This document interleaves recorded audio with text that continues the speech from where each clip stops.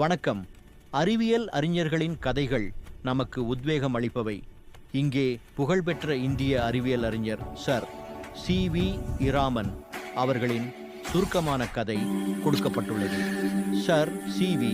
இராமன் சந்திரசேகர் வெங்கட்ராமன் அவர்கள் இந்தியாவிலேயே முழுமையாக படித்து இயற்பியலுக்கான நோபல் பரிசை பெற்ற முதல் விஞ்ஞானி ஆவார்.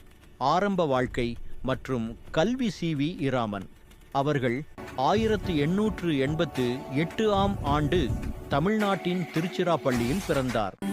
சிறிய வயதிலேயே அவருக்கு அறிவியல் மீதும் குறிப்பாக ஒளி மீதும் அதிக ஆர்வம் இருந்தது. சென்னை மாநில கல்லூரியில் தனது இளங்கலை மற்றும் முதுகலை பட்டங்களை பெற்றார். இளம் வயதிலேயே அறிவியல் ஆராய்ச்சிகளில் அவர் ஈடுபட்டார்.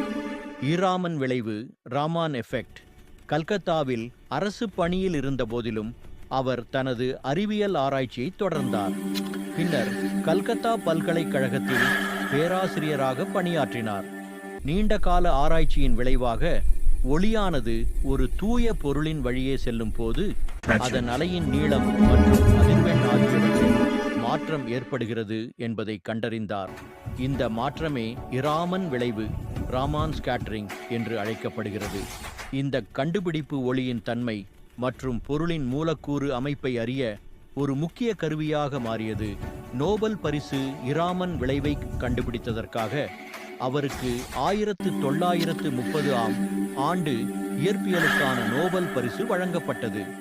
முழுமையாக இந்தியாவிலேயே படித்து நோபல் பரிசு பெற்ற முதல் இந்தியர் இவரே என்று அவர் பிறந்த நாளான பிப்ரவரி 28 இந்தியாவில் தேசிய அறிவியல் தினமாக கொண்டாடப்படுகிறது. Sir C V. இராமன் அவர்களின் கதை தொடர்ச்சியான உழைப்பு, ஆர்வம் மற்றும் விடாமுயற்சி இருந்தால் பெரிய கண்டுபிடிப்புகளை நிகழ்த்த முடியும் என்பதற்கு சிறந்த எடுத்துக்காட்டாகும். நீங்கள் வேறு ஏதாவது அறிவியல் அறிஞரின் கதையை கேட்க விரும்புகிறீர்களா?